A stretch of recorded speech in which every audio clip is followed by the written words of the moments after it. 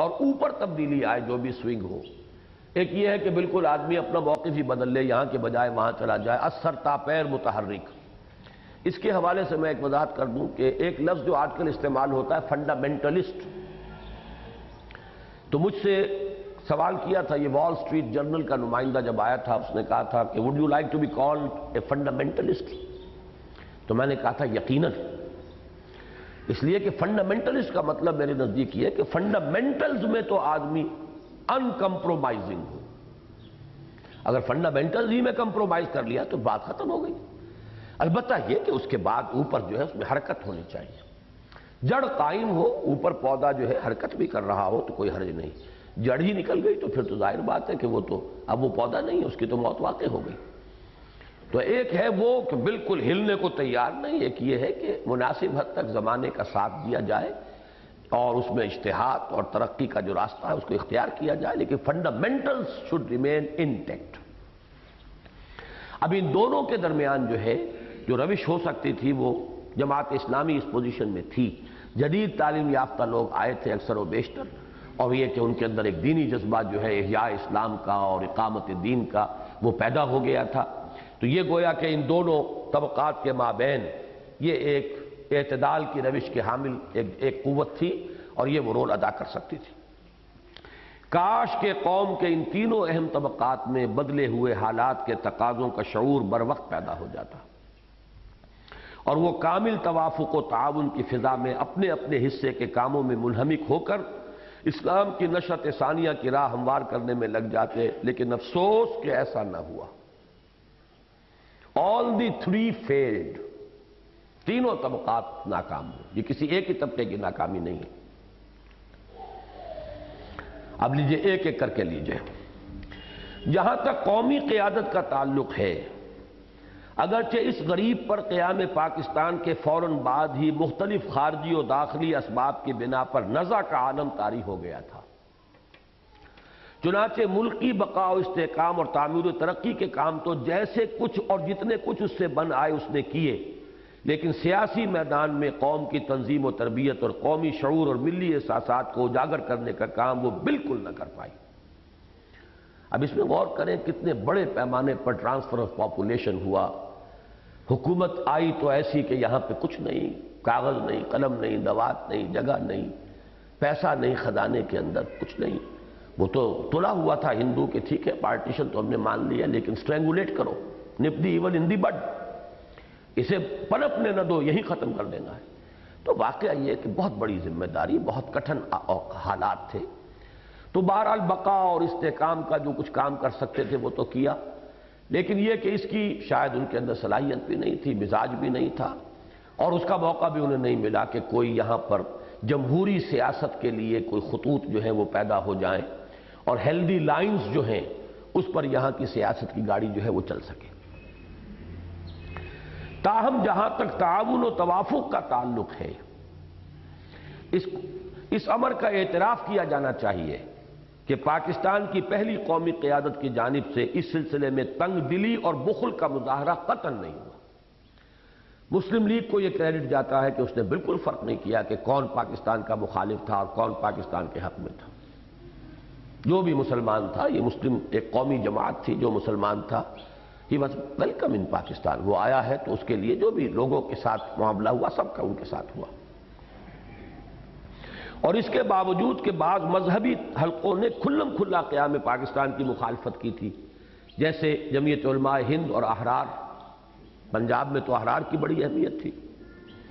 اور خود مولانا مودودی بھی نہ صرف یہ کہ اس سے بالکل علیحدہ رہے تھے بلکہ تحریک پاکستان کے آخری اور فیصلہ کن ایام میں اس پر شدید اور بعض اوقات دل آزار قسم کی تنقیدیں بھی کرتے رہے تھے۔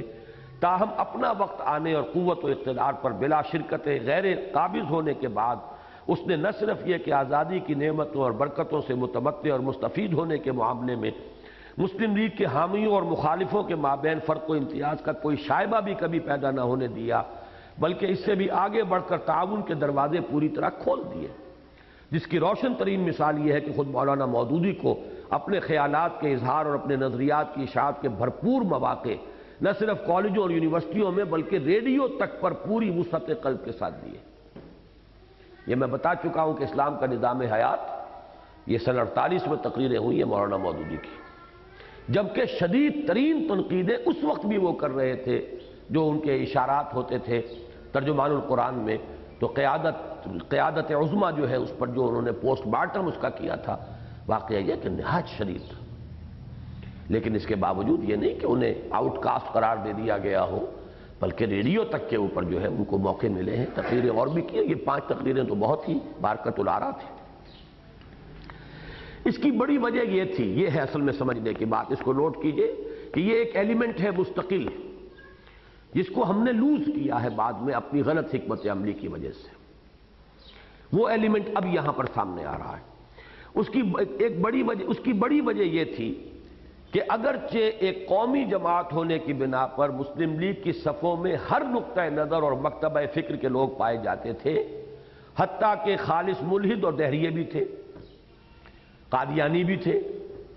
دہریے بھی تھے، کمیونسٹ بھی تھے، مارکسسٹ بھی تھے۔ وہ تو ایک قومی جماعت ہے، اس میں تو سبھی ہوں گے۔ لیکن پاکستان میں اس کی جو پہلی ٹیم برسر اقتدار آئی، اس میں مخلص قوم پرست بلکہ خاص مذہبی مزاج اور دینی مذاق کے لوگوں کو ایک فیصلہ کن پوزیشن حاصل تھی۔ مثلا یہ جو بنگالی قیادت تھی، مولوی تمیز الدین خان، اور اس کی داڑھی کا آپ تصور کیجئے، اب بھی مرحوم خواجہ ناظم الدین، چاہے داڑھی نہیں تھی لیکن آپ کو معلوم ہے کہ صوم و صلات کا پابند، اور یہاں جب تک گورنر رہے ہیں گواہی یہی ملی ہے، تہجد گزار آدمی تھے۔ ان کے بھائی خواجہ شہاب الدین، اگرچہ تھوڑا سا کہا جاتا ہے کہ ان میں انکار حدیث کے فتنے کی طرف میلان تھا، لیکن ویسے بنیادی طور پر مذہبی آدمی تھے۔ اسی طریقے سے ہمارے ہاں نشتر صاحب، یہ لوگ تھے، ان کے اندر ان کا ایک عمل دخل تھا، ان کی حیثیت تھی۔ اشتیاق حسین قریشی، محمود حسین قریشی، اب تو وہ بھی بہت غریبت نظر آتے ہیں لوگ، اب جو حالات بعد میں آئے، جس قسم کے لوگ بعد میں پاکستان میں قیادت میں آئے ہیں، تو یہ حضرات جو ہیں ٹھیک ہے داڑھی مڈے تھے، لیکن یہ کہ ان کا ذہن مذہبی تھا۔ جو مذہبیت علی گڑھ کے اندر تھی اس کے تو پیکر تھے نا وہ مکمل، اور وہاں ایسے نمونے موجود تھے۔ تو یہ تھے طبقے۔ پھر یہ کہ اس وقت مولانا شبیر احمد عثمانی رحمۃ اللہ علیہ جیسے شخصیت موجود، اور وہ بڑی اہمیت کے حامل تھے۔ تو اس لیے اس وقت اگرچہ مسلم لیگ کی قیادت میں ویسے تو کہیے تو ہر طرح کے لوگ تھے، ایسے بھی لوگ تھے جب قرارداد مقاصد پاس ہو رہی تھی تو انہوں نے یہ کہا کہ آج ہم شرم کی وجہ سے اپنا سر جھکانے پر مجبور ہیں، ہم کیا مہذب دنیا کو اپنے منہ دکھائیں اور ان سے نگاہیں ملائیں۔ آج اس دور میں یہ بات ہم پاس کر رہے ہیں کہ اکبر نام لیتا ہے خدا کا، اس زمانے میں ہماری کانسٹیٹیوشن اسمبلی کے اندر لوگوں نے یہ کہا۔ لیکن یہ کہ مولانا شبیر احمد عثمانی نے جب دھمکی دی ہے کہ اگر نہیں پاس کرو گے تو پھر میں مستعفی ہو کر ابھی باہر جاؤں گا، عوام کو بتاؤں گا کہ یہ سارے جو وعدے کیے گئے تھے تحریک مسلم لیگ کے دوران سب جھوٹے تھے، تب وہ پاس ہوئی۔ تو یہ ہے اصل میں جس کو نوٹ کیجئے۔ اس کی بڑی وجہ یہ تھی کہ اگرچہ قومی جماعت ہونے کی بنا پر مسلم لیگ کی صفوں میں ہر نقطہ نظر اور مکتبہ فکر کے لوگ پائے جاتے تھے، حتیٰ کہ خالص ملحد اور دہریے بھی موجود تھے،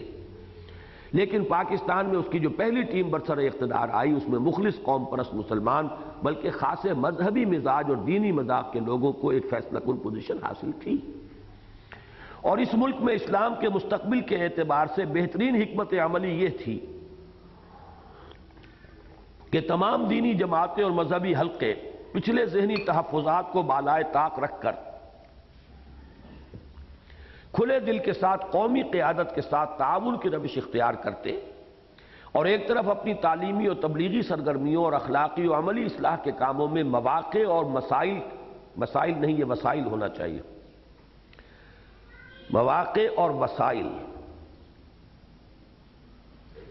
کہ اس اضافے سے فائدہ اٹھاتے جو مسلمانوں کی قومی ریاست میں حکومت کے ساتھ تعاون کی صورت میں متوقع تھا،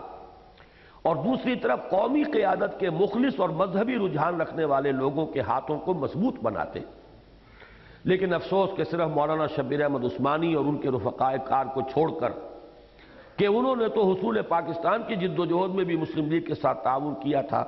اکثر مذہبی حلقوں نے یا تو لا تعلقی کی روش برقرار رکھی یا معاندانہ انداز اختیار کیا۔ یہاں دو باتیں کہی گئی ہیں کہ اگر یہ تعاون ہوتا تو ایک طرف تو مسلمان ملک تھا، مسلمان ملک کے وسائل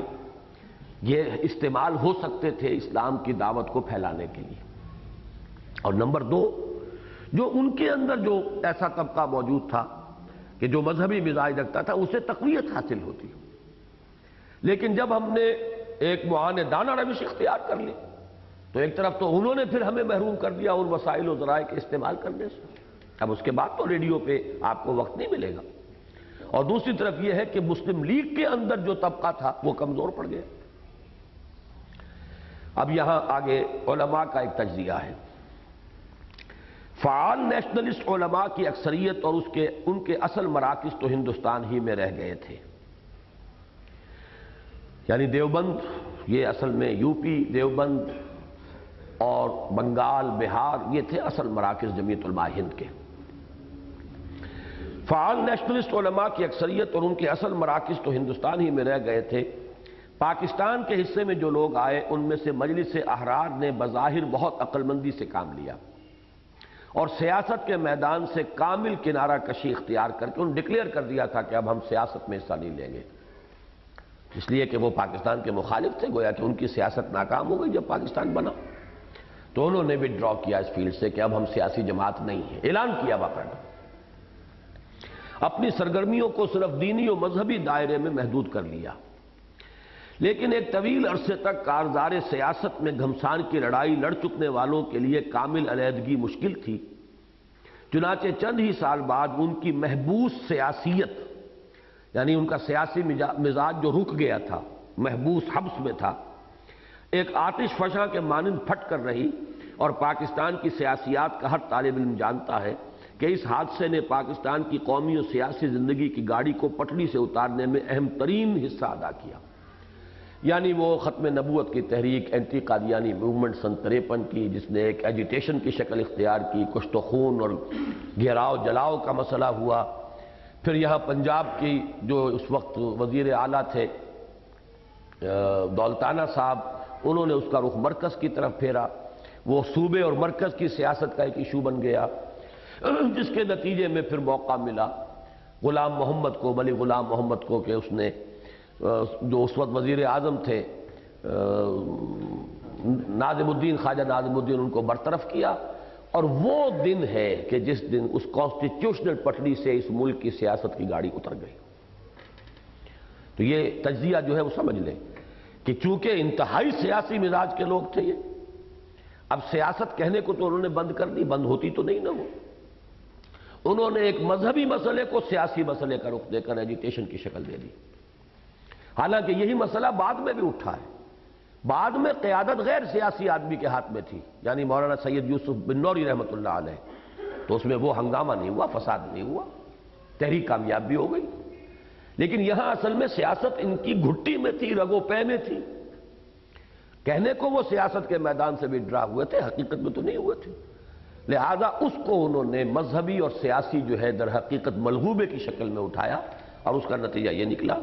اشارہ ہے سن 52-53 کی تحریک ختم نبوت کی جانب، کہ ہمارے جو بھی جس طرح سے بھی ابھی چل رہا تھا معاملہ، وہ تھا دستور کے مطابق، لیکن یہ کہ اس کے بعد موقع مل گیا، اور پھر جو پٹڑی سے گاڑی اتری ہے تو وہ اب دیکھیں کب چڑھتی ہے، وہ چڑھتی ہے پھر اتر جاتی ہے، پھر چڑھتی ہے پھر اتر جاتی ہے۔ ابھی دیکھیے جیسے کسی سائیکل کی پرانی چین ہوتی ہے، وہ بار بار اترتی ہے، پھر چڑھا کر پھر چلتا ہے چند قدم، پھر وہ علماء دین کی ایک عظیم اکثریت نے، یہ تو ایک رول ہو گیا مذہبی طبقے کا، ایک خاص طبقہ، علماء دین کی ایک عظیم اکثریت نے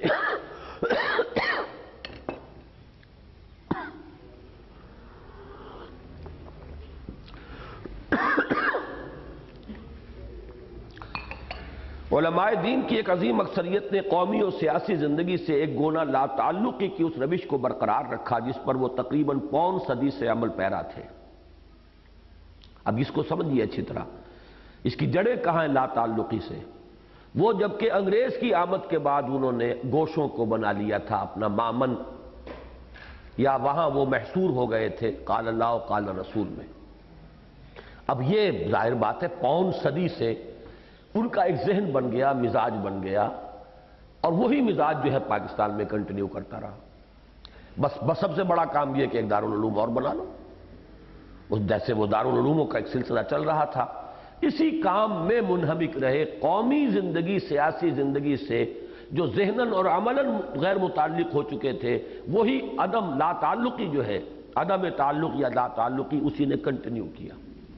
حالانکہ سوچنا چاہیے تھا کہ کتنی بڑی تبدیلی آ گئی ہے، اس وقت انگریز آیا تھا تو ہم نے یہ روش اختیار کی تھی، اب مسلمانوں کی آزاد مملکت وجود میں آ گئی۔ لیکن ان کی طرف سے بھی ایک اپالوجی میں پیش کروں گا کہ انہوں نے یہ روش کیوں اختیار کی، اس کا سبب کیا تھا، وہ بعد میں آئے گا، لیکن پہلے اس فیکٹ کو سمجھ لیں کہ انہوں نے کنٹینیو کیا بالکل اسی اپنے مزاج کے مطابق، اپنی دلچسپی، اپنا جو بھی قوت کار تھی ان کے پاس، اس کو لگایا اسی ایک کام میں۔ علماء دین کی ایک عظیم اکثریت نے قومی اور سیاسی زندگی سے ایک گونا لا تعلقی کی اس روش کو برقرار رکھا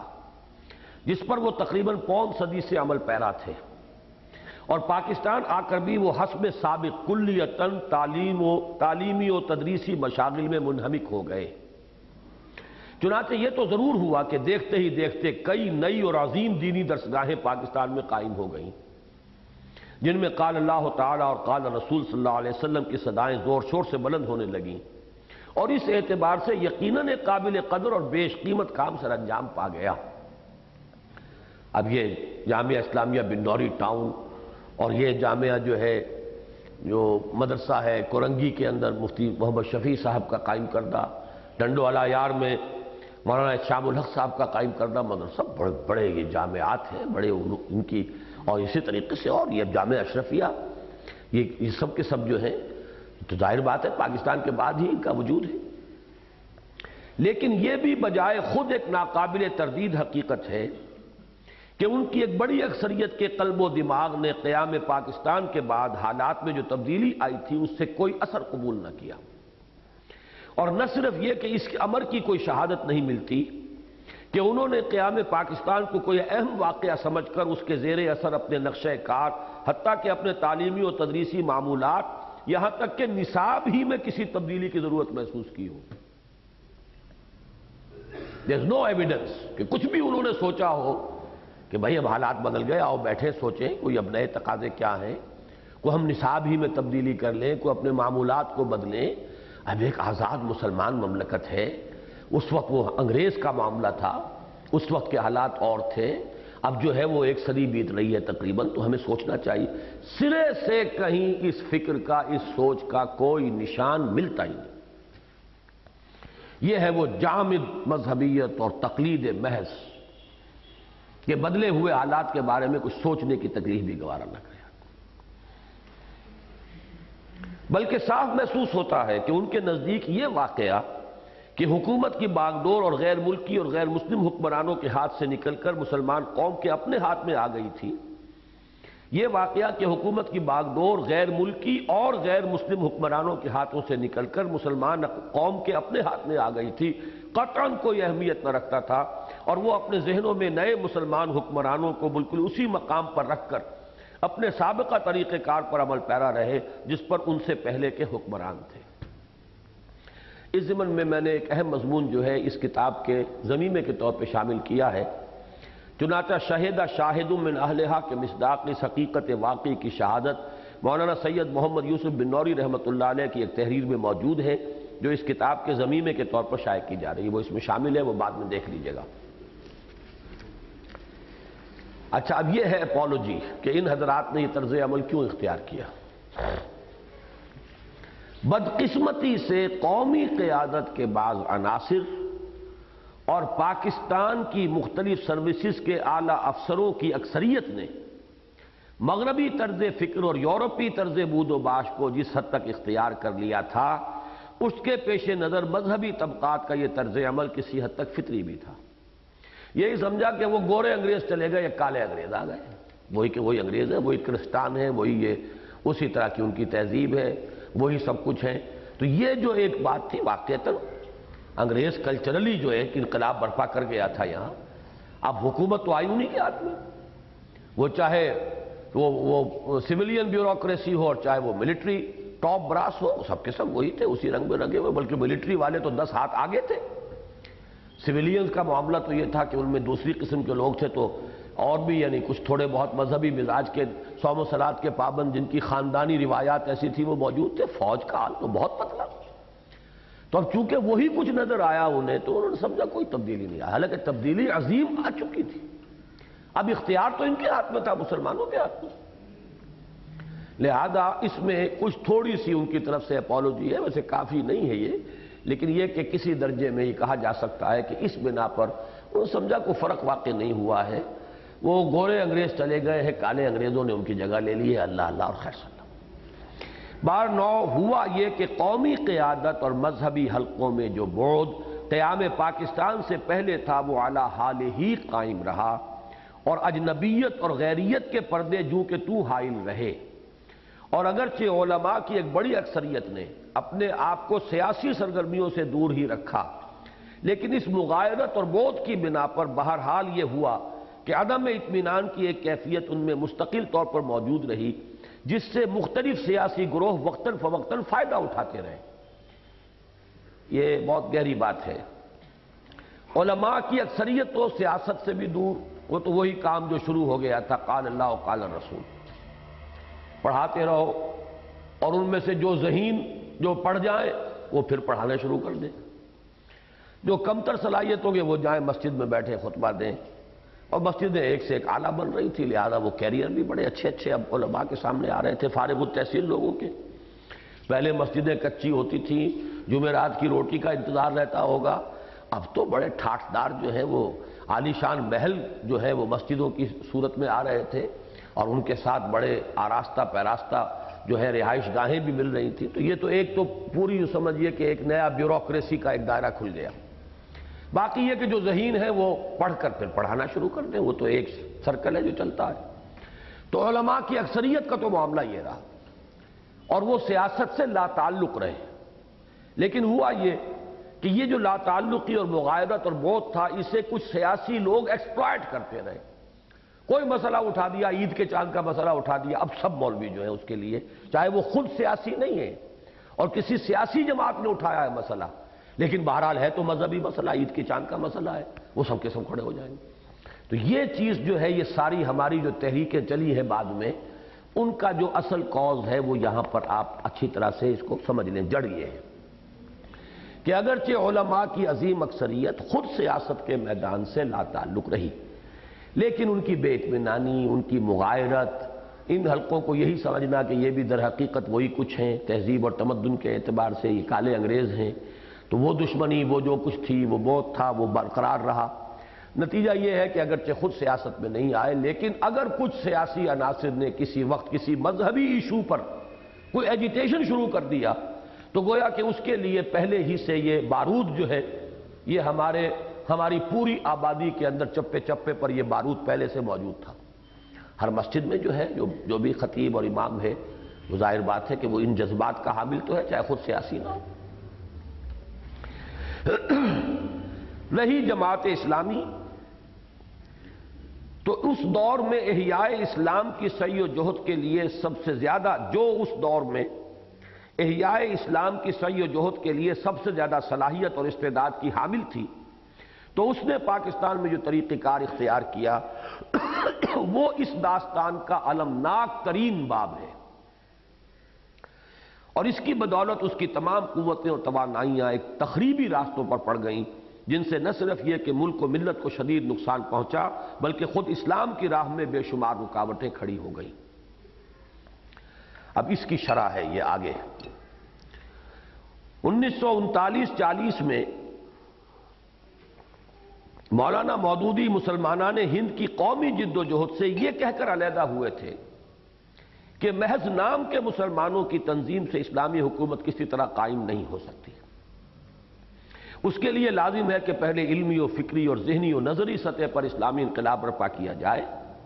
اور پھر معاشرے میں اخلاقی و عملی تبدیلی اس حد تک پیدا کر دی جائے کہ اس میں کسی جاہلی نظام کا چلنا دشوار ہو جائے. حکومت اور ریاست کی سطح پر کسی واقعی اور پائیدار تبدیلی کی توقع اس کے بعد ہی کی جا سکتی ہے. لہذا ہم مسلمانوں کی قومی جد و جہد کا ساتھ دینے میں اپنا وقت ضائع اور اپنی منزل کھوٹی کرنے کو تیار نہیں ہیں. بلکہ اسی فطری طریق پر عمل پیرا ہو کر پہلے علمی و فکری اور اخلاقی و عملی انقلاب برپا کرنے کی سعی کریں گے۔ چنانچہ قومی تحریک سے علیحدہ ہو کر مولانا نے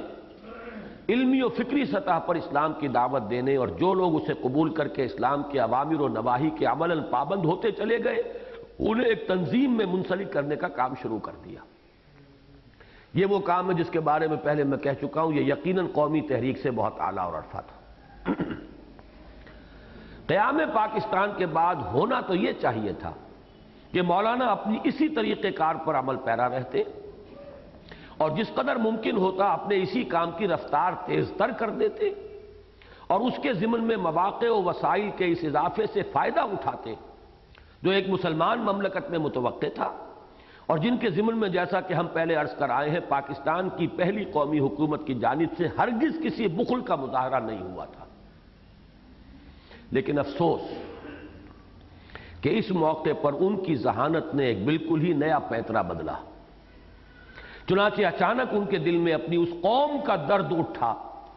جس کی قومی جد و جہد کے دوران وہ ایک خاموش تماشائی ہی نہیں رہے تھے بلکہ دور کھڑے طنز و استہزاء کے تیر برساتے رہے تھے،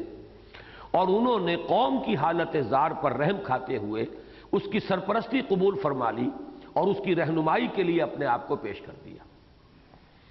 چنانچہ مولانا کے اپنے الفاظ ملاحظہ ہوں، اس لیے جس روز تقسیم ملک کا اعلان ہوا اسی وقت ہم نے سمجھ لیا کہ جیسی بری یا بھلی تعمیر ہم آج تک کر سکے ہیں اب اسی پر اکتفا کرنی ہوگی، یعنی یہ تو جو کام ہم نے کر لیا اب یہ اسی پر اکتفا کرنی ہوگی، اس کو تو ہم آگے اب کنٹینیو نہیں کر سکتے، اور اس قوم کو سنبھالنے کی فوراً کوشش کرنی پڑے گی جو کسی واضح نسب العین کے بغیر اور کسی اخلاقی و اجتماعی صلاح کے بغیر یک لخت با اختیار ہو گئی ہے۔ This is the turning point, the second turning point in Maulana مودودی's line of action۔ پہلا وہ قومی سطح سے کٹ کر، اور اب یہ کہ اسی قومی دھارے میں آ کر قوم کو سنبھالنے کے لیے اپنا جو بھی کردار ہے اس کو ادا کرنا، اور وہ تعمیری اور جو بھی کام تھا اب جو بھی بری بھلی جیسی بھی کچھ تھوڑی بہت کم یا زیادہ ہم کام کر سکیں بس اسی پر اکتفا کرنی ہوگی۔ ساتھ ہی وہ ان مطالبات کے ساتھ سیاست کی عین میدان میں کود پڑے۔ چونکہ پاکستان اسلام کے نام پر حاصل کیا گیا تھا اور حصول پاکستان کی تحریک اسی مقصد کے تحت چلائی گئی تھی کہ یہاں اسلامی حکومت قائم کی جائے گی، اور چونکہ یہی اس ملک کے 999 فی ہزار باشندوں کی دلی خواہش ہے، میں نے تو 990 کہا تھا شاید فی ہزار، یہاں تو 999 فی ہزار ہے، ان کی دلی خواہش یہ ہے کہ یہاں اسلام آئے،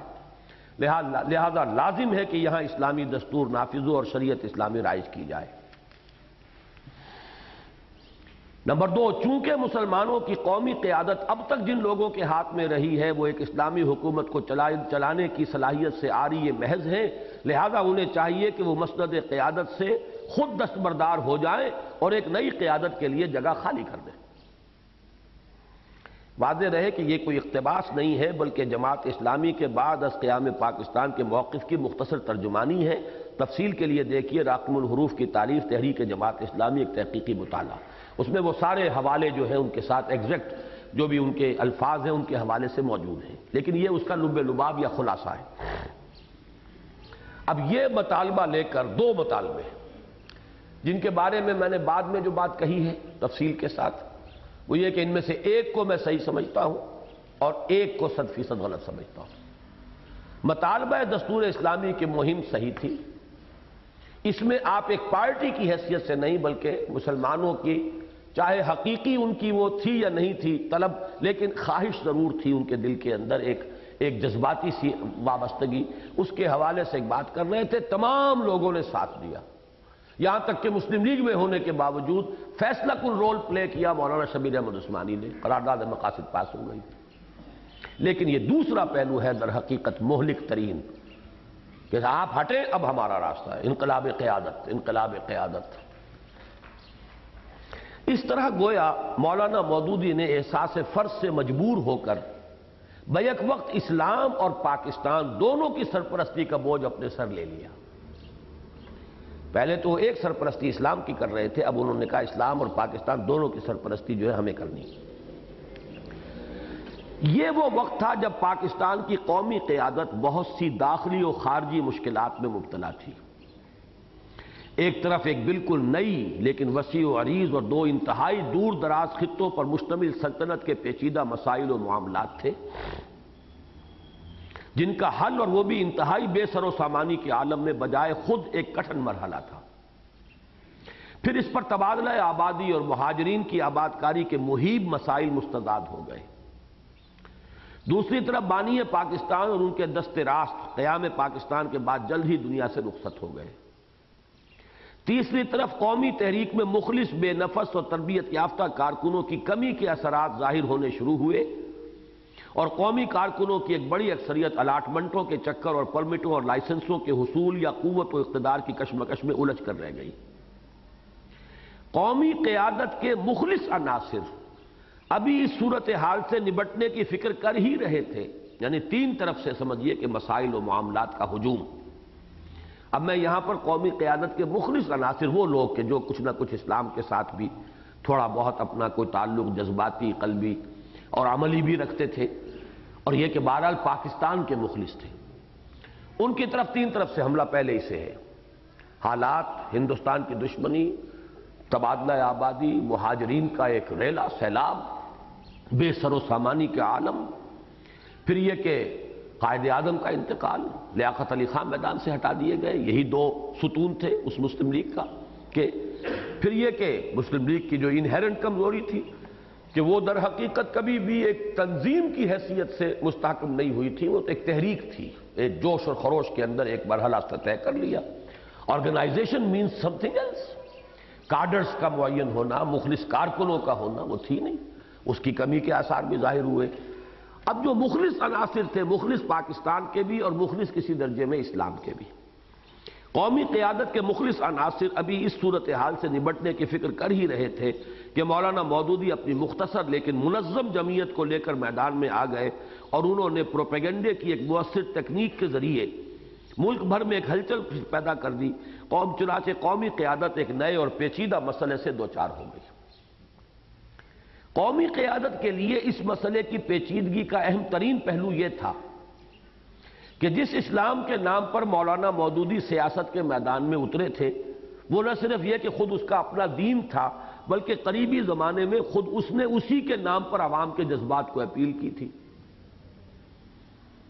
اسلامی کا نعرہ لگ رہا تھا، تو اسلام کا نعرہ تو یہ خود اس نعرے کو انہوں نے ہوا دی تھی، اور بہرحال دین تو ان کا بھی یہی تھا، مذہب تو یہی تھا۔ لہذا مولانا مودودی کے مطالبے کا کوئی براہ راست جواب اس کے لیے ممکن نہیں تھا، اب انکار کرے تو کیسے کرے۔ دوسری طرف اسے یہ بھی نظر آ رہا تھا کہ صورتحال ایسی بنا دی گئی ہے کہ اسلام کی جانب کسی قدم کا اٹھانا مولانا مودودی اور جماعت اسلامی کی نئی قیادت کے سامنے پسپائی کے مترادف ہوگا۔ جو مطالبہ کر رہے ہیں اگر آپ اسلام کی طرف خود تھوڑا سا پیش قدمی کریں گے، اس کا کیا مطلب ہے؟ Political ٹرائمف of Jamaat Islami and political defeat of Muslim league. یہ بات سمجھ میں آ رہی ہے کہ نہیں؟ سیاست کے اندر تو یہ معاملہ ہو جاتا ہے کہ آپ ایک مطالبہ مجھ سے کر رہے ہیں، میں سمجھتا بھی ہوں کہ بات ٹھیک ہے، لیکن میں اس لیے نہیں مانتا کہ اس کا مطلب یہ ہے کہ آپ کی فتح ہو گئی اور میری شکست ہو گئی۔ یہ تو ذاتی مباحثے کے اندر بھی ہو جاتا ہے۔ جہاں یہ قومی اور سیاسی مسئلہ ہو، اس کا مطلب یہ ہے کہ اس کا عوام پر کیا اثر پڑے گا کہ یہ پارٹی ڈیفیٹڈ ہے اور وہ پارٹی کھڑی۔ ایک جو آپ کو پارلیمانی سیاست میں تو معلوم ہے کہ ایک ایشو پر بھی ڈویژن کے اندر اگر پارٹی جو ہے اپوزیشن والی اس کو ووٹ زیادہ مل جائے تو حکومت ختم۔ اس کا ایک بین ثبوت اس وقت مل بھی گیا جب قرارداد مقاصد کو جو اصلاً خود تحریک مسلم لیگ کے مخلص اور دیندار عناصر، خصوصاً مولانا شبیر احمد عثمانی اور مولانا ظفر احمد انصاری، ان کا نام مجھے ابھی تک میرے ذہن میں نہیں آیا تھا، یہ اس کے آگے رحمت اللہ علیہ کیوں لگا دیا؟ ابھی تو وہ بقید حیات ہیں، یہ ہمارے کسی ہے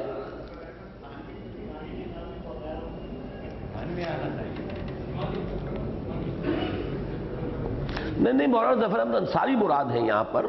اس لیے کہ مولانا ظفر احمد انصاری مسلم لیگ کے بڑے پرانے کارکن تھے، اور یہ کسی زمانے میں آل انڈیا مسلم لیگ میں آفس سیکریٹری وغیرہ بھی رہے ہیں، اور یہ مولانا شبیر احمد عثمانی کے بہت قریب تھے اس زمانے میں، اور اس لیے جو بھی اس وقت قرارداد مقاصد کے لیے جو بھی کوششیں ہوئی ہیں ان میں ان کا بھی بڑا ہی مؤثر عمل دخل تھا۔ اور مولانا شبیر احمد عثمانی رحمۃ اللہ علیہ کے انتقال کے بعد جب اب ان کے جانشین کی حیثیت سے آئے مولانا مفتی محمد شفیع صاحب، اور ایک وہ تھے مولانا محمد متین خطیب صاحب، تو ان سے بھی بڑے گہرے روابط تھے مولانا انصاری صاحب کے۔ کہ میں در حقیقت یہاں انصاری ہی مراد ہے، لیکن یہ رحمۃ اللہ علیہ کا لفظ کٹوا دیں۔ ویسے تو اللہ کی رحمتیں ہر زندہ آدمی پر بھی ہوں، لیکن یہ کہ یہ استعمال ہوتا ہے فوت شدہ کے لیے۔ کی کوششوں سے منظور ہوئی تھی، جماعت اسلامی نے اپنی فتح مبین قرار دے لیا، لہذا قومی قیادت نے، اب یہ دو شکلیں ہو گئی نا، ایک طرف تو یہ کہ مطالبہ اسلام کا ہو رہا ہے، تو اسلام تو ان کا اپنا دین بھی مذہب بھی ہے، اور انہوں نے سابق میں اسی کا نعرہ لگا کر تو پاکستان بنوایا ہے، تو اب ڈائریکٹلی کیسے اس کا مقابلہ کریں اور جواب دیں اور انکار کریں۔ دوسری طرف پوزیشن یہ تھی کہ کوئی بات مانتے ہیں تو اس کا مطلب یہ کہ جماعت اسلامی کی کامیابی ہو گئی، پولیٹیکل ایڈوانس ہے اس کی، اور مسلم لیگ کا گویا کہ پولیٹیکل ریٹریٹ ہو رہی ہے۔ لہذا اب یہاں لہذا ہے اس کا دو اسباب کی بنا پر، لہذا قومی قیادت نے کچھ لیت و لال سے کام لینا شروع کیا، کچھ مولانا مودودی اور جماعت اسلامی پر ہیر پھیر کے راستوں سے حملے شروع کیے، اور کبھی کبھی اسلامی دستور و قانون کے نفاذ کے مطالبے کی براہ راست مخالفت بھی کی۔ اس معاملے میں پاکستان کی سیاست میں جو عجیب الجھاؤ پیدا ہو گیا تھا، اس کا کسی قدر اندازہ اس سے کیا جا سکتا ہے کہ قومی قیادت کی جانب سے اول جو لوگ مولانا مودودی اور جماعت اسلامی کے خلاف دلائل و براہین کے ہتھیار لے کر میدان میں اترے، وہ ڈاکٹر اشتیاق حسین قریشی اور ڈاکٹر محمود حسین جیسے پابند صوم و صلات اور دینی درد اور مذہبی جذبہ رکھنے والے لوگ تھے۔ کیونکہ اب تو سوال ہے پارٹی پالیٹکس کا، power politics is a party politics. ایک پولیٹیکل پارٹی آگے بڑھ رہی ہے انقلاب قیادت کا نعرہ لے کے، تو party in power has to defend herself. اب اس میں جو بھی شامل ہے وہ آئے، ڈاکٹر اشتیاق حسین قریشی، ڈاکٹر محمود حسین، بعد میں پھر اس میں یہ کہ بروہی صاحب شامل ہوئے تھے کہ اگر کوئی شخص ثابت کر دے قرآن میں کوئی دستور ہے تو میں اسے پتہ نہیں 1000 یا 10,000 روپیہ انعام دوں گا۔ پھر اے کے بروہی صاحب آئے، بعد میں اس صف میں ایک اہم اضافہ مسٹر اے کے بروہی کا ہوا، جنہوں نے اس شخص کو انعام دینے کا اعلان کیا جو ثابت کر دے کہ قرآن میں کسی دستور ملکی کا خاکہ موجود ہے۔ گویا اب یہاں نتیجہ دیکھیے، گویا جن لوگوں کے ہاتھوں کو مضبوط کرنے میں ملک و ملت اور دین و مذہب دونوں کی بھلائی تھی، غلط حکمت عملی کی بنا پر انہی کو دشمنوں کی صف میں لا کھڑا کیا گیا، اور اسلام کو سیاسی میدان کا ایک مسئلہ بنا کر اسے اپنے بہترین بہی خواہوں کی سرپرستی سے محروم کر دیا گیا۔ بات سمجھ میں آ رہی ہے کہ نہیں؟ اس لیے کہ آپ نے اسے پاور پالیٹکس کا ایشو بنا دیا۔ پہلی بات کی حد تک معاملہ علیحدہ تھا، اگر یہ دوسری بات نہ آتی تو وہ گاڑی چلتی، ایک ایک کر کے آپ دستور کے اندر باتیں منواتے جاتے۔ یہی ایک دفعہ جو تھی no legislation will be done repugnant to the Quran and the Sunnah, ایک ہی مطالبہ ہونا تھا، اسے جسٹیسیبل کرو، یہ صرف ڈائریکٹیو پرنسپلز میں نہ رکھو، اسے لاؤ اور پوری کی پوری نافذ کرو، بس اسی پر بات ہوتی سر، اور تمام دینی عناصر ساتھ دیتے، اور اس کا مطلب ایک انقلاب ہوتا عظیم۔ قرارداد مقاصد آ گئی، اسے کوئی نکال نہیں سکا پھر مائی کا لال۔ حالانکہ کتنی عجیب بات ہے اس دنیا میں، جبکہ سیکولرزم جو ہے پوری دنیا کا اصول موضوعہ ہے، متفقہ اصول ہے، اور ایک ملک کے دستور میں لکھا ہوا ہے کہ ہم تو حاکمیت اللہ کی سمجھتے ہیں، اور جو کچھ بھی اختیار یہاں کے باشندوں کے پاس ہے وہ ڈیلیگیٹڈ اتھارٹی ہے، وہ ان کی اپنی اتھارٹی نہیں ہے۔ ڈیلیگیٹڈ اتھارٹی جو ڈیلیگیٹ کرنے والی اتھارٹی ہوتی ہے اس کی حدود کے اندر اندر استعمال ہو سکتی ہے، اسے باہر تو نہیں جا سکتی۔ اتنا بڑا انقلاب، 20ویں صدی عیسوی، اور اس کے اندر یہ اعلان، تو بہت بڑی اچیومنٹ تھی اگر صرف اسی رخ پر چلتے اور کام اپنا کرتے جاتے، اپنا بیس بڑھاتے، اپنی وہی جو جماعت اسلامی کا جو کام علمی اور تعلیمی اور جو بھی اخلاقی انقلاب کا کام کر رہے تھے کرتے جاتے۔ لیکن یہ کہ جب اس میدان میں آئے تو باقی سب کا بستر لپیٹنا پڑا۔ میں تو آج بھی خاص طور پہ میں نے نوٹ کیا ہے کہ مولانا کے اپنے الفاظ ہیں کہ اب اس پر اکتفا کرنی پڑے گی، گویا کہ باقی کاموں کے بستر لپیٹنے کا فیصلہ تو اسی وقت کر لیا انہوں نے. ایک تعلیمی اسکیم شروع کی تھی راول پنڈی میں، فوراً بند کرنی پڑی. اس کا بالکل وہی آئیڈیا تھا جو ہمارا اس قرآن اکیڈمی کا ہے. آئیڈیا یہی تھا کہ گریجویٹس کو رکھا جائے وہاں. راول پنڈی میں ادارہ بن گیا. مولانا اصلاحی، مولانا عبدالجبار غازی، یہ دونوں حضرات، اور مولانا مسعود عالم ندوی، وہ عربی کے لیے، مولانا اصلاحی قرآن کے لیے، عبدالجبار غازی جدید فکر کے لیے، یہ وہاں پر بٹھا دیے گئے. لیکن اس کے بعد جب پولیٹیکل موومنٹ شروع ہوئی تو اب ضرورت تھی، ہر پیسے کی ضرورت تھی کہ اسی میں جھونک دیا جائے، ہر شخص کی صلاحیت کی ضرورت تھی کہ اسی میں جھونک دی جائے، لہذا وہ بستر لپٹ گیا. وی couldn't spare. اب افراد کو سپیئر کریں، پیسہ اپنے فنڈز میں سے کچھ حصہ اس کام کے لیے لگائیں، تب وہ کام چلے گا نا. یہاں یہ ہے کہ ہر مرحلے پر معلوم ہوتا لائف اینڈ ڈیتھ ایشو آ گیا. اب جو ہماری سیاسی مہم ہے اس موڑ کے آگے منزل ہے تو یہ موڑ انتہائی خطرناک ہے. لہذا اس کے لیے جو بھی کچھ ہمارے پاس ہے سارا اسی کے اندر ہمیں جو ہے جھونک دینا پڑے گا.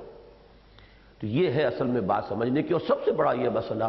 کہ نتیجہ کیا نکلا، گویا جن لوگوں کے ہاتھوں کو مضبوط کرنے میں ملک و ملت اور دین و مذہب دونوں کی بھلائی تھی،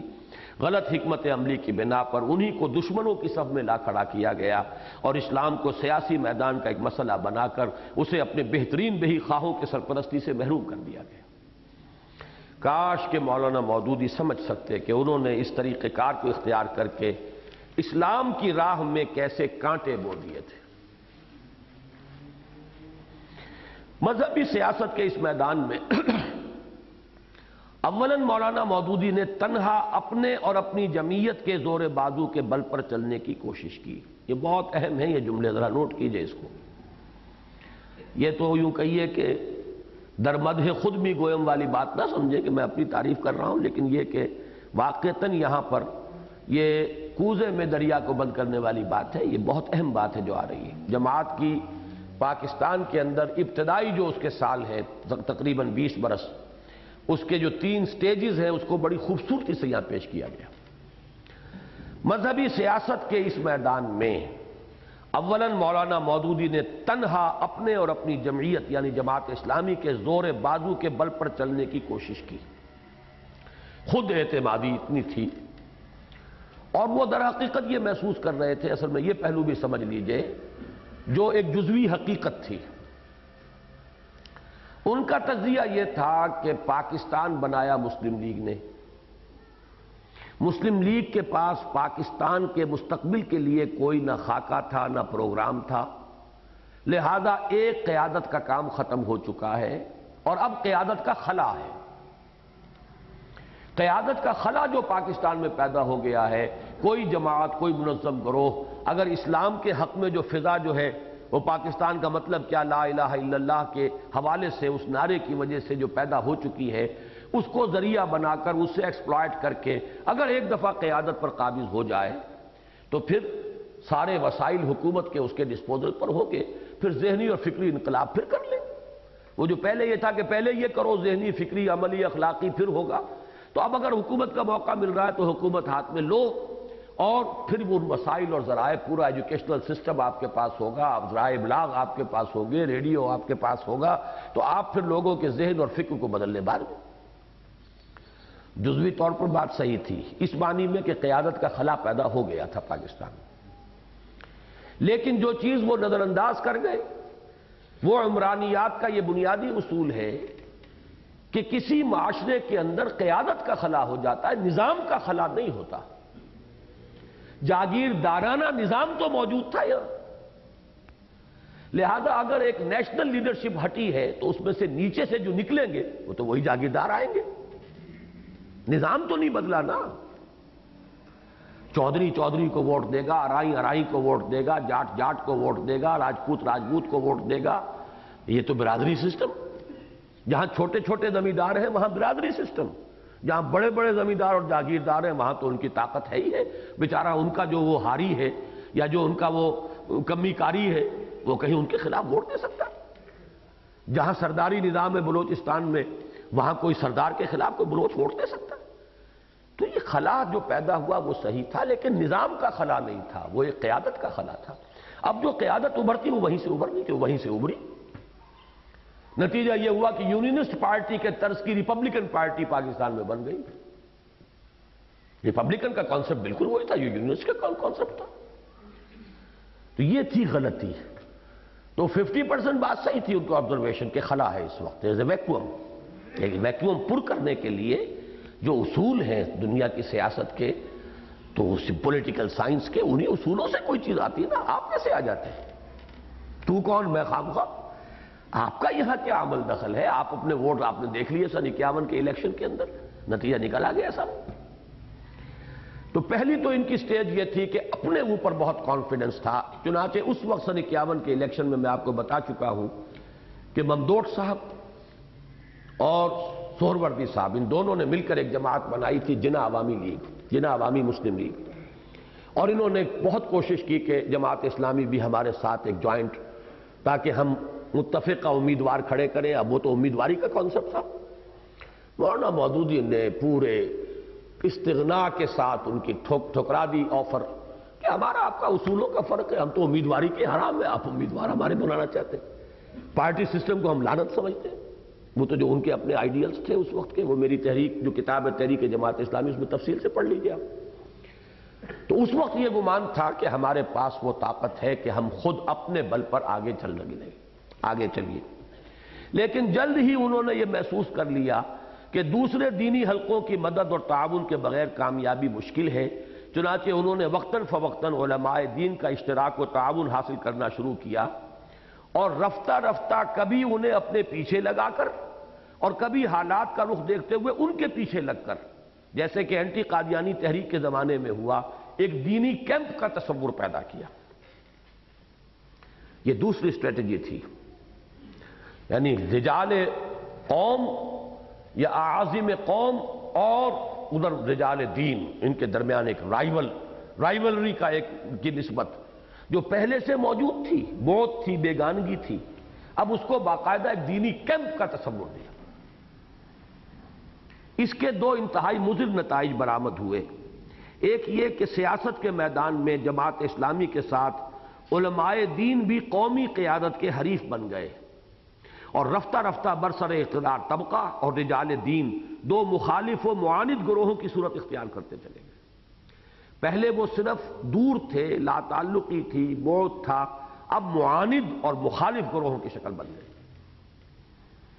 اور دوسرا یہ کہ مولانا مودودی اور جماعت اسلامی کو جدت پسندی اور اثر تاپیر متحرک متجددیت اور قدامت پرستی اور سراپا جامد مذہبیت کے مابین ایک امت وسطیٰ کی پوزیشن کو ترک کر کے کلیتاً قدامت پرستی اختیار کرنی پڑی. علماء کا ساتھ دینا ہے تو پھر انہی کا رنگ جو ہے مذہب کے وہی تصورات اختیار کرنے پڑیں گے. وہ جو ایک بیچ کی پوزیشن تھی اس سے گویا کہ جماعت اسلامی نے خود دستبرداری اختیار کی. اور اگرچہ اس کی بنا پر بہت سے دلچسپ تضادات ظہور میں آئے، مثلاً یہ کہ ایک شخص اس شخص کو جو تنہا اپنی ذات پر بھی فقہ حنفی کو پوری طرح نافذ کرنے کو تیار نہ تھا،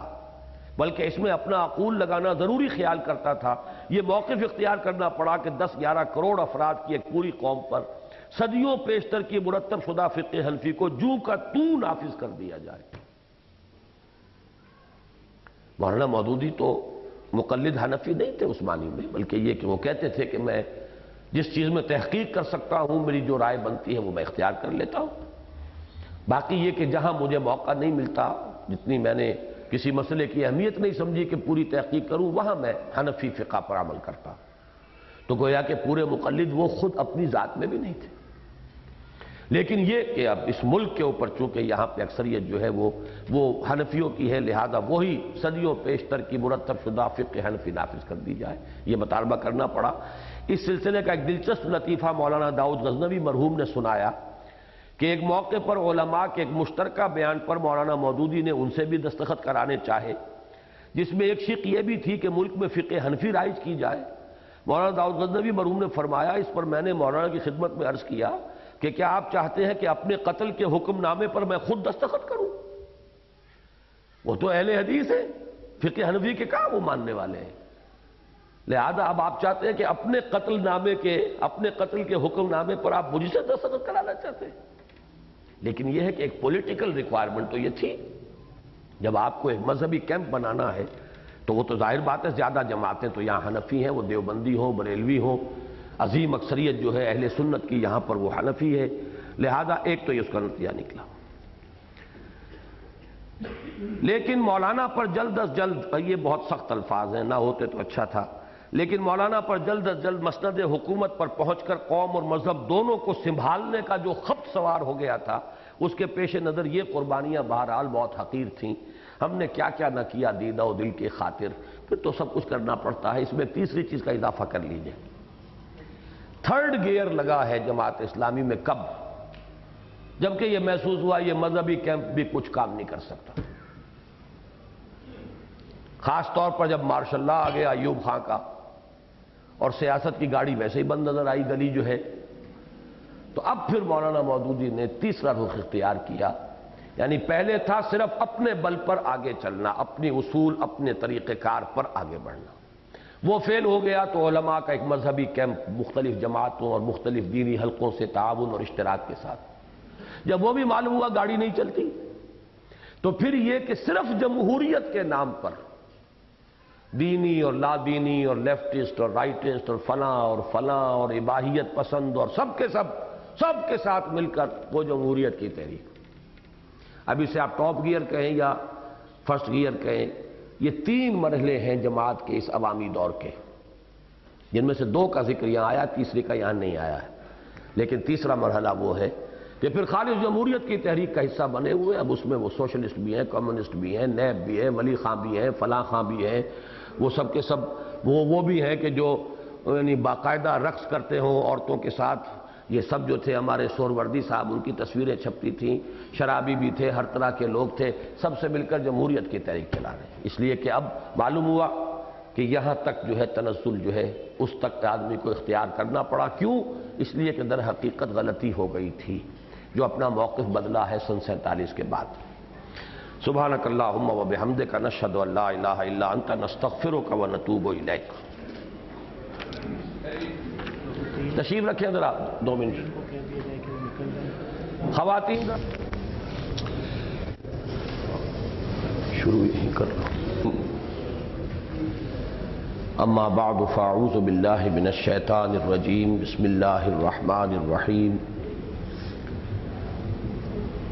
جیسا کہ آپ حضرات کو معلوم ہے، اس وقت ہمیں اسلام اور پاکستانی نامی کتاب کے حصہ دوم کا باب اول پڑھنا ہے، جس کا عنوان ہے اسلام کی تاریخ میں عقل اور نقل کی کشمکش کے 2 اہم دور اور بر صغیر میں علی گڑھ اور دیوبند کے 2 متضاد مکاتب فکر کا قیام۔ یہ جو ہم نے کل تفسیر کے مکاتب فکر کا ایک جائزہ لیا تھا، اور نقشہ ابھی تک چونکہ بنا ہوا ہے بورڈ پر، تو اس کے ضمن میں ایک بات کا میں اضافہ کرنا چاہتا ہوں، اور اس کے لیے اس بورڈ کا حوالہ جو ہے وہ مناسب رہے گا اس نقشے کا۔ اگرچہ ایکسٹریم پر تو سر سید احمد اور ان کے متبعین تھے، جو جدید سائنٹیفک ریشنلزم 19ویں صدی میں آیا، اس سے سب سے زیادہ مسموم اور سب سے زیادہ متاثر تو یہ حلقہ ہے، لیکن یہ نہ سمجھیے کہ باقی سب اس سے بالکل غیر محفوظ رہے، اس لیے کہ یہ تو ایک وبائی کیفیت تھی، باقی جتنے حلقے ہیں وہ کم و بیش کوئی قدرے کم کوئی قدرے زیادہ متاثر ہوئے۔ اب میں سب سے پہلے علامہ اقبال کے بارے میں عرض کر دوں کہ خود انہوں نے اپنے لیکچرز میں بعض خیالات کا اظہار کیا ہے کہ جو اس سائنٹیفک ریشنلزم کے زیر اثر ان کی رائے بنی ہے، مثلاً یہ کہ جنت اور جہنم جگہیں نہیں ہیں، کیفیتیں ہیں۔ Hell and heaven are not places but states، کیفیات۔ اب یہ رائے ظاہر بات ہے کہ ہمارے متفق علیہ اور وہ چیز کے جو تسلسل کے ساتھ پوری امت کی تاریخ میں مانی ہوئی شے ہے، اس سے انحراف ہے۔ اسی طریقے سے مولانا فراہی، چونکہ یہ بھی سر سید کے بہت ہی قریب رہے ہیں، اور ظاہر بات ہے کہ جو بڑی شخصیتیں ہوتی ہیں جب کوئی انسان ان کے قریب رہے تو کچھ نہ کچھ اثر وہ ان سے قبول کرتا ہے۔ جیسے کہ ہمارے ہاں یہاں لاہور میں ادارہ ثقافت اسلامیہ جب بنا تھا تو ڈاکٹر خلیفہ عبدالحکیم ایک بڑی زوردار شخصیت تھے، وہ فلسفہ، فکر، ادب، اس میں ان کو بڑا درک حاصل تھا، لہذا جو علماء اس ادارے سے وابستہ ہوئے، کوئی کم کوئی زیادہ، ان کے فکر سے یقیناً متاثر ہوئے۔ ان میں مولانا جعفر شاہ پھلواروی بھی تھے، ان میں مولانا محمد حنیف ندوی بھی تھے، لیکن یہ کہ بہرحال اس جدید ریشنلزم کا اثر ان حضرات تک ڈاکٹر خلیفہ عبدالحکیم صاحب کے ذریعے سے پہنچا ہے، کسی میں زیادہ کسی میں کم۔ اسی طرح سر سید بڑی گمبھیر شخصیت تھے، بڑی مؤثر شخصیت تھے، بہت زوردار شخصیت تھے، بڑے دبنگ انسان تھے، تو ان کے قریب جو لوگ گئے ہیں وہ یقیناً ان سے متاثر ہوئے ہیں۔ ان میں سے مثلاً مولانا فراہی ہیں، اگرچہ اب ان کا عربی کا علم اور فہم اور اس کا ذوق بہت گہرا، بہت پختہ، لیکن یہ کہ جدید سائنٹیفک ریشنلزم کی ہمیں اس کی کوئی لہر جو ہے اور اس کے جو آثار ہیں وہ نظر آ جاتے ہیں مولانا فراہی صاحب کے ہاں بھی، اور مولانا اصلاحی صاحب کے ہاں تو اس سے کہیں زیادہ ہے۔ مولانا فراہی کی جو رائے ہے تفسیر سورہ فیل کے بارے میں، وہ اس کی ایک بڑی نمایاں مثال ہے کہ 1400 برس تک امت ایک ہی اس کے معنی سمجھتی رہی ہے کہ معجزانہ طریقے پر اللہ تعالیٰ نے اصحاب فیل کو ہلاک کیا، اور وہ پرندے جو بھیجے ان کے چونچوں میں اور ان کے پنجوں میں وہ کنکریاں تھیں کہ جنہوں نے بلٹس کا کام کیا ہے، اور ہاتھی جو ہیں وہ سب ہلاک ہوئے، فوجی ہلاک ہوئے، وہ بھس بن گئے۔ لیکن یہ کہ چونکہ معجزہ جو ہے وہ اس سائنٹیفک ریشنلزم کے خلاف ہے۔ سائنٹیفک ریشنلزم کا تو اصول یہ ہے کہ لاز آف نیچر یہ مستقل ہیں، دائم ہیں، انبریکیبل، انوائلیبل۔ تو اب جو قانون طبیعی ہے، مثلاً یہ کہ حضرت موسیٰ علیہ السلام کی ایک ضرب سے سمندر پھٹ گیا، یہ اس قانون طبیعی کے خلاف ہے، لہذا جدید ریشنلزم نے اس کی یہ تعویل کی کہ یہ مد و جزر تھا، سمندر میں اتار چڑھاؤ آتا رہتا ہے۔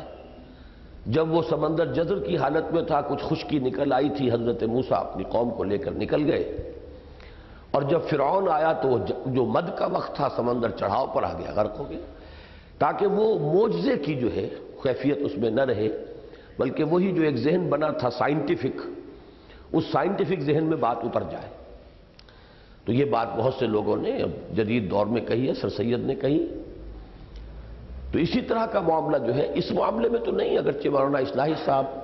اس کے لیے ہواؤں کا تصرف کہتے ہیں کہ ہوا جو ہے وہ سمندر کو ہٹا کے لے گئی تھی،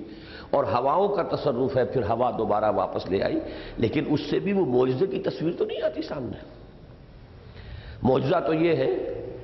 کہ فانفلق البحر فکان کل فرق کالطود العظیم، الفاظ تو یہ ہے قرآن کے، کہ سمندر پھٹ گیا اور اس کا ہر ٹکڑا ایسے ہو گیا جیسے ایک بڑی چٹان ہو۔